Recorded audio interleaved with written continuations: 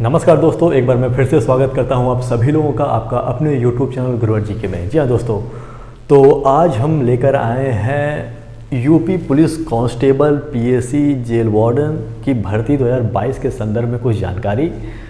तो हम वीडियो आगे बढ़ाने से पहले आपसे ये कहना चाहते हैं कि इसके पहले भी हमने एक वीडियो अपलोड किया है जो कि यूपी कांस्टेबल पीएसी और जेल वार्डन के संदर्भ में है। उसमें हमने ये मुख्य रूप से बताया है कि आपकी योग्यता क्या चाहिए, यानी कि भर्ती प्रक्रिया, यानी कि सभी भर्ती प्रक्रिया के बारे में हमने उसमें बात किया है।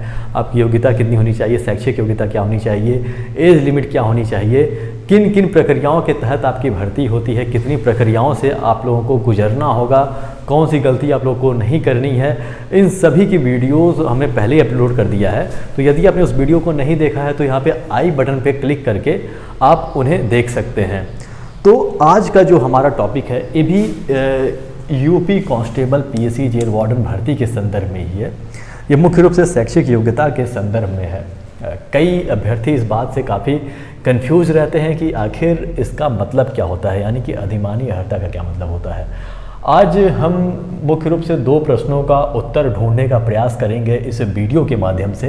पहला क्वेश्चन ये है कि O level, NCC B certificate तथा प्रादेशिक सेना वालों को क्या फ़ायदा मिलता है यूपी कांस्टेबल या फिर पीएसी या फिर जेल वार्डन की भर्ती में।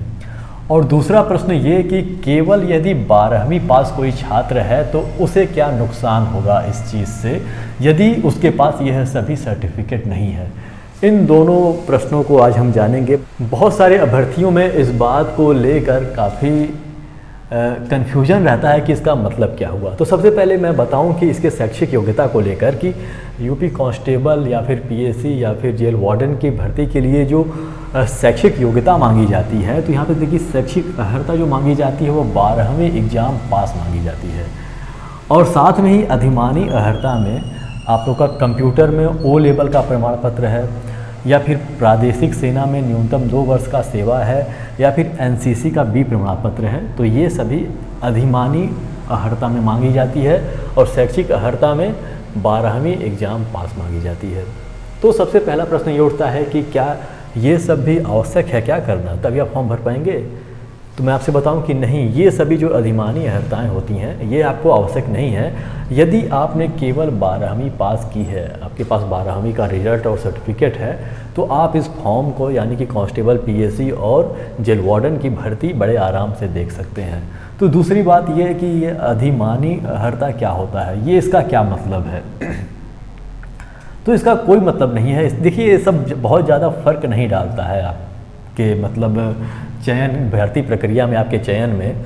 इसमें मुख्य रूप से होता यह है कि अधिमानी का मतलब होता है कि इसमें आप लोग को प्रेफरेंस दिया जाएगा। यदि किसी के पास इन तीनों में से कोई भी सर्टिफिकेट मौजूद है और फॉर्म भरते समय उसने ये इसके बारे में बताया है कि हाँ हमारे पास ये है प्रमाण पत्र, इसमें से कोई एक मौजूद है, तो उसको फ़ायदा ये मिलता है कि मान लीजिए आपका कट ऑफ बन रहा है और 2 या 2 से अधिक लड़के एक ही नंबर पाते हैं। मान लीजिए 300 नंबर का इसका पेपर होता है, इन सभी का 300 नंबर का पेपर होता है, और मान लीजिए 300 में से कुछ अभ्यर्थी हैं जिन्होंने 250 नंबर पाए हैं, मतलब 250 नंबर इन्होंने प्राप्त किए हैं 300 में से।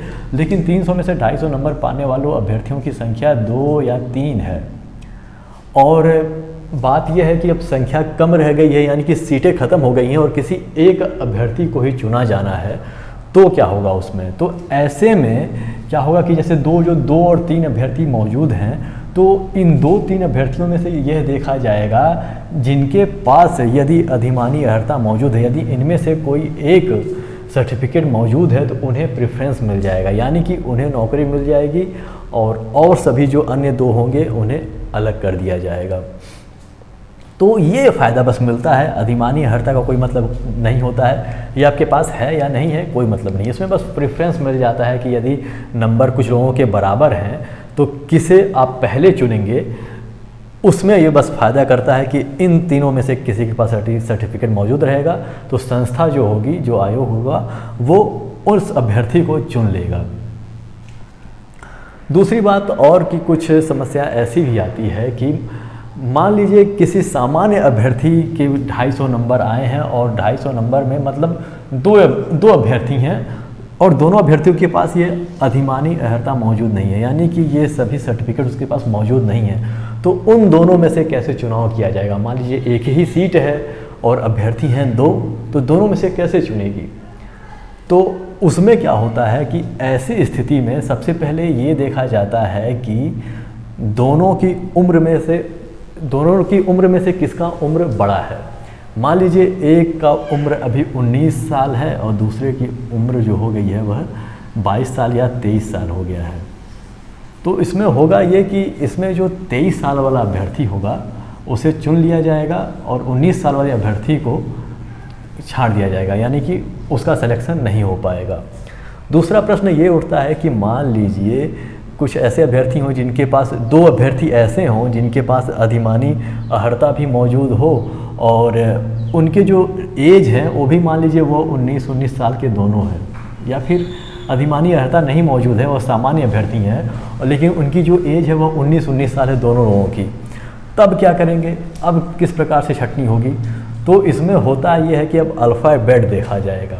अब इसमें होगा ये कि जिसका नाम अल्फ़ाबेट के हिसाब से, यानी कि डिक्शनरी के हिसाब से पहले आएगा उसे चुन लिया जाएगा और जिसका नाम बाद में आएगा उसे छाड़ दिया जाएगा। मान लीजिए किसी का नाम अमन है और एक लड़के का नाम बबलू है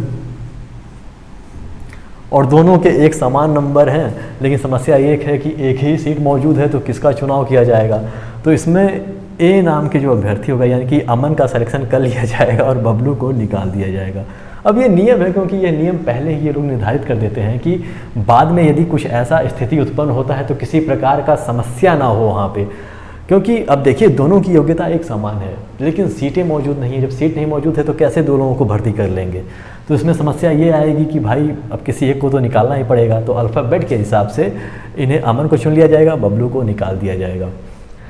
तो अपने बच्चों का नाम आप लोग ध्यान रखिएगा कि ए से ही रखिएगा तो ज़्यादा बेहतर होगा, क्योंकि यदि उनके साथ इस तरह की स्थिति उत्पन्न होती है तो उनका ज़्यादा चांस रहेगा कि उनका चुनाव कर लिया जाएगा। तो यही सब इसी प्रकार से चुनाव किया जाता है इसमें।